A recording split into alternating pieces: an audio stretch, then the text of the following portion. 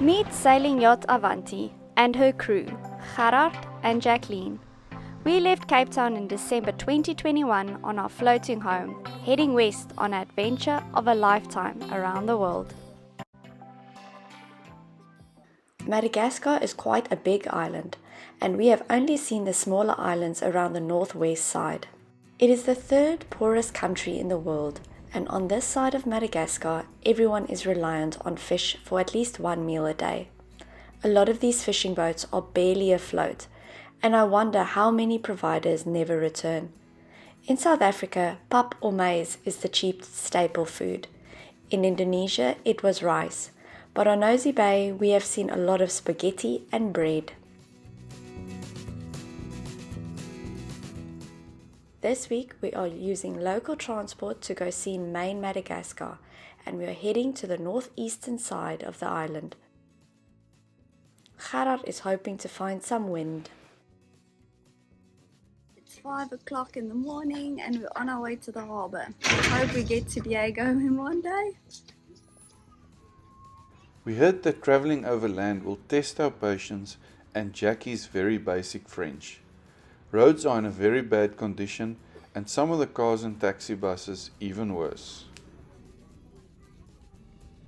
Locals enjoy fish sandwiches in the morning as we wait for the ferry to depart.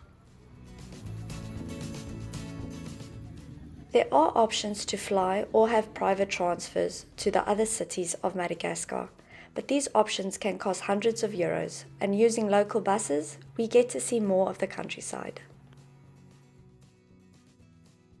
Once at Ankief, there are lots of people offering their taxi Brousses or bush taxis for a ride to Diego Suarez or Antananarivo, also known as Tana, which is the capital.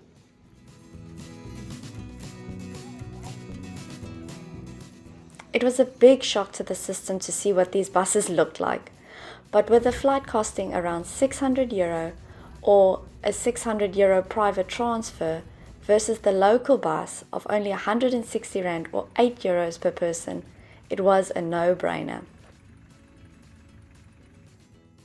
Inside the bus we were 26 people, 2 babies and a live chicken, taking the 12-hour drive for the 350 kilometers to Diego Suarez. Paying a little more, we got seats behind the driver, which gave us a little more space than the guys sitting behind us.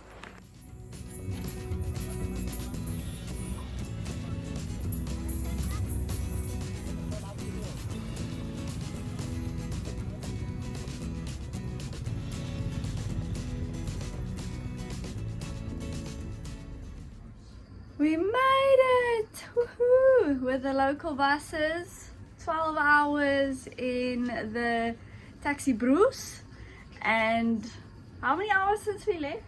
We left at 5. It's midnight now. I can't do math. Luckily they have kept the pizza warm for us, so we have some dinner and then we can come and jump into bed after a warm shower.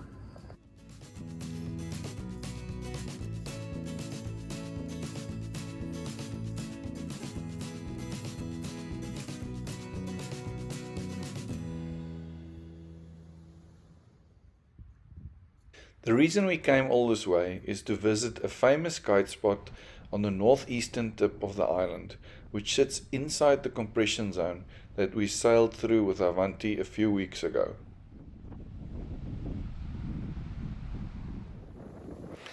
This bay is called Sakalava and it's the perfect kite spot.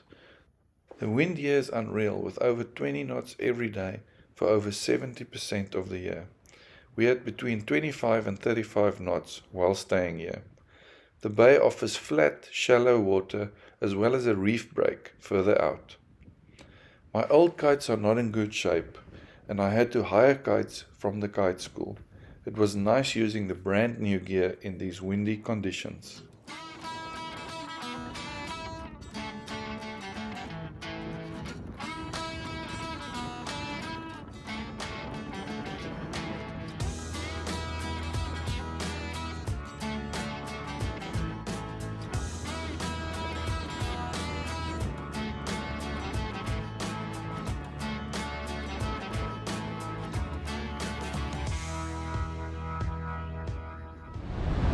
We survived the bush taxi ride all the way to the kitesurfing camp, and I've already done my first kite session this morning. It was really good. I'm really unfit, so now it's time for refreshment and to taste the beer.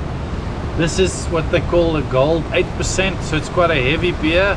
I'm not sure what it says, it's all in French, but it's 8% alcohol. It's a 500 ml can, and the cost of these ones in the hotel is about 8,000 ari.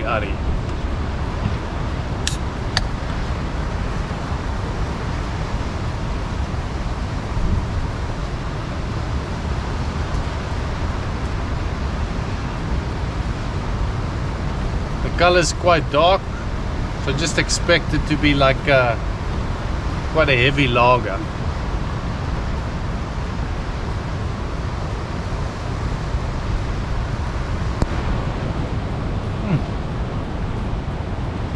Yeah, it's quite a heavy beer. It reminds me a little bit of like a Duvel, Belgian beer, and yeah, I must say quite tasty and different to the normal lagers.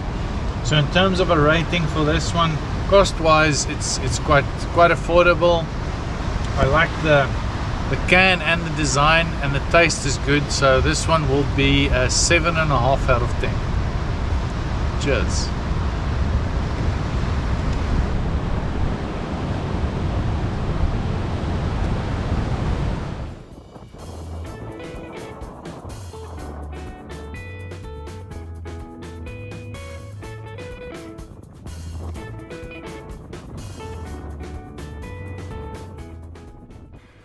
This is the first time we leave Avanti unattended on a mooring ball in Crater Bay for a while.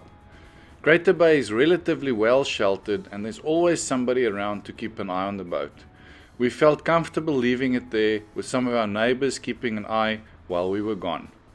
There's also guardians in Crater Bay that looks after boats that's unattended for months at end.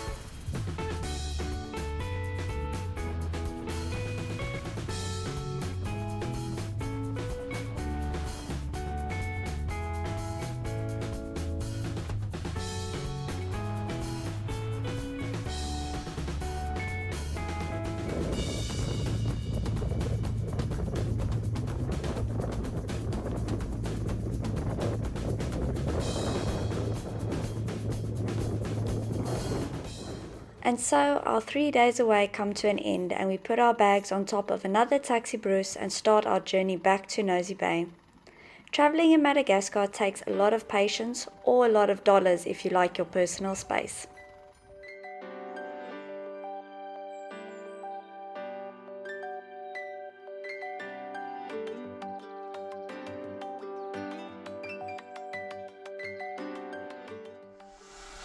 Oh man, what a trip. I mean, Madagascar is just awesome. I wish we could have stayed longer. The overlanding and the main island, or the mainland, I don't know if it's land or an island, but it just looks incredible. And the overlanding, you can actually hike in the camp in the wild. There's no real campsites to go to, so you can really immerse yourself in a rich culture. If Madagascar is ever on top of your list, or you get the opportunity, don't miss out. It really is wonderful. Next week we have a friend visiting. We swim with the biggest turtles we've ever seen, and our rigging finally arrives. Now we just need to fit it. Thank you for joining us this week. Leave us a like, a comment, or subscribe to see when the next video is launched. See you next Friday.